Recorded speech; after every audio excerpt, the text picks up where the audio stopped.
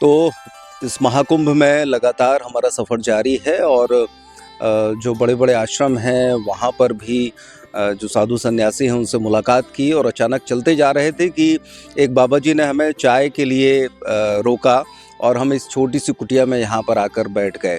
तो उनके हाथों से चाय का आनंद लिया और ऐसी जो जब सर्दीली हवाएँ चल रही हैं तो ऐसे में चाय जो है एक थोड़ा-सा ताज़गी देती है, गर्मी का एहसास कराती है और काम में एक स्फूर्ति आती है। तो हमारे साथ बाबा जी बैठे हैं जो कि हिमालय की तराई से यहाँ पर आए हैं और एक छोटा-सा स्थान है। हम उनसे बात करेंगे कि उनके जीवन का सफ़र कैसे शुरू हुआ, आध्यात्म की तरफ झुकाव किस तरीके से हुआ और वर्तमान में अभी जहाँ बैठे हैं इस महाकुंभ में, उसकी क्या कहानी है? जी, सबसे पहले आपका परिचय जानना चाहेंगे। मेरा नाम माधवाचार्य, मुक्तिनाथ मार्ग मुक्तिनाथ धाम नेपाल से आए हैं। 40 वर्षों से प्रयागराज में मेरा आगमन हो रहा है और 25 वर्षों से संस्था के माध्यम से यात्रियों का निःशुल्क भोजन, आवास, बिस्तर, ओढ़ने का एक कार्य चला रहा है और इस महाकुंभ में भी आया हूँ। तो इस बार के महाकुंभ में क्या खास आपको देखने को मिला? इतने वर्षों से लगातार चले आ रहे हैं, व्यवस्थाओं को लेकर किस तरीके से चीज़ें आपने देखी और क्या विशेष है इस बार? महाकुंभ में खास रंगोलियाँ हैं जो करोड़ों रुपया उसमें लागत लगे हैं।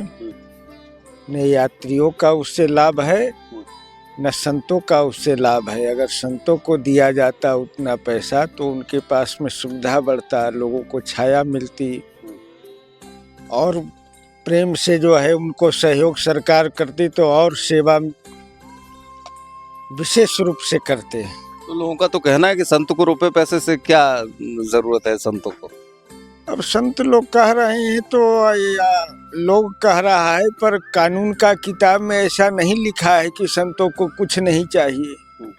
संतों को मान अपमान ऐसा कुछ नहीं जरूरत है, पर ऐसा सबके लिए बना है कि सबको अधिकार मिलना चाहिए। लोकतंत्र में बच्चा बच्चा राष्ट्रपति होता है, बच्चा बच्चा प्रधानमंत्री होता है। सभी को सुविधा, मूलभूत सुविधा से अवगत होना पड़ेगा। सबको जरूरी है सुविधा। तो आपको क्या लगता है कि यहाँ भी छोटे बड़े का ऊंच नीच का भेदभाव देखने को मिल रहा है? बहुत ज़्यादा भेदभाव। क्यों, ऐसा क्यों? जो गाड़ी से पैदल चल रहे हैं उनको कोई मतलब नहीं है, कोई अस्तित्व नहीं है। और जिनके पास गाड़ी है तो गाड़ी के हिसाब से उन्हें सुविधा मिल रही है, उन्हें व्यवस्था मिल रही है। जो साधारण यात्री हैं, जनता हैं, उनके लिए कोई खास व्यवस्था नहीं है। जिनके यहाँ 500 आदमी आएगा उसको 2 राउटी मिली है। 500 आदमी उसमें खड़े होगा कि बैठेगा? तो ऐसी है। अब जहाँ कुछ नहीं है वहाँ बहुत कुछ दिया जा रहा है। ये विडम्बना है। क्या वजह मानते हैं इसको? अब इसमें जो चापलूसी नेताओं के पीछे लगे, कर्मचारियों को पीछे दौड़े। अब यहाँ तो लोग कल्पवास के लिए आते हैं, स्नान के लिए आते हैं। अब जब दौड़ते दौड़ते थक जाएगा तो क्या नहाएगा, क्या पूजा पाठ करेगा? अभी आपने एक श्लोक पढ़ा था, आप कहते हैं कि गंगा तो इतने वर्षों पहले संपन्न हो गई, अब प्रयागराज में क्या श्लोक है? पुराण का श्लोक है।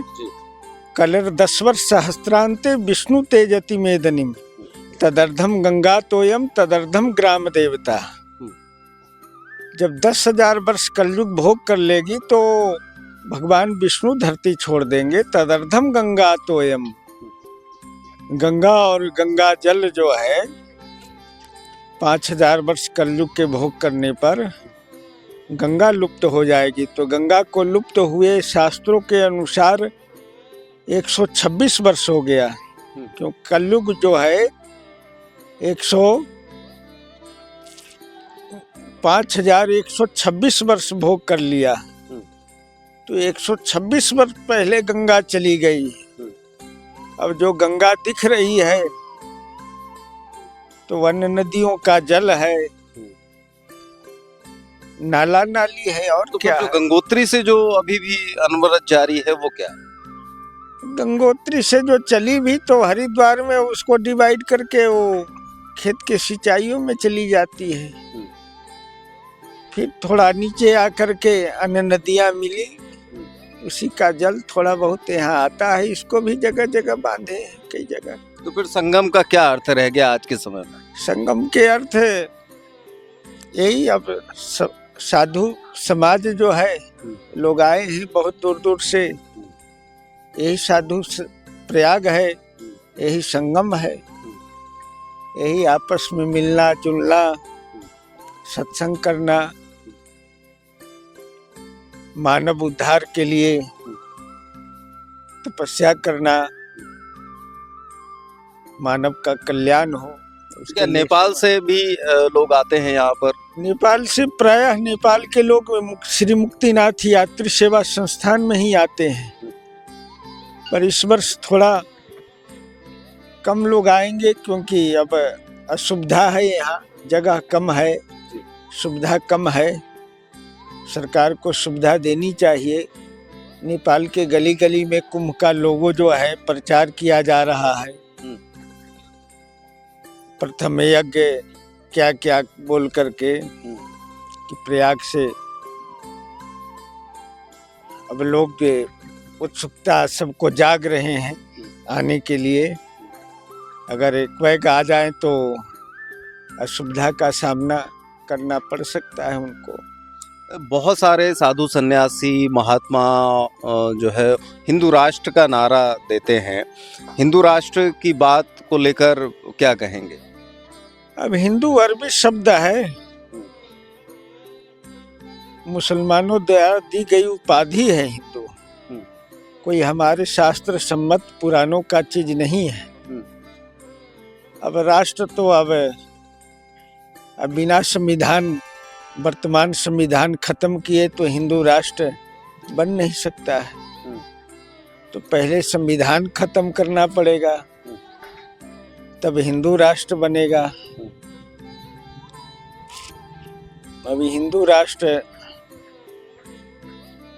अब हिंदू शब्द हिंदुस्तान का उपाधि भी ईरानियों द्वारा दी गई है। तो रामभद्राचार्य जी तो एक श्लोक पढ़ते हैं, वो कहते हैं कि शास्त्रों में लिखा हुआ है। कौन कहता है कि हिंदू शब्द हमारा नहीं है?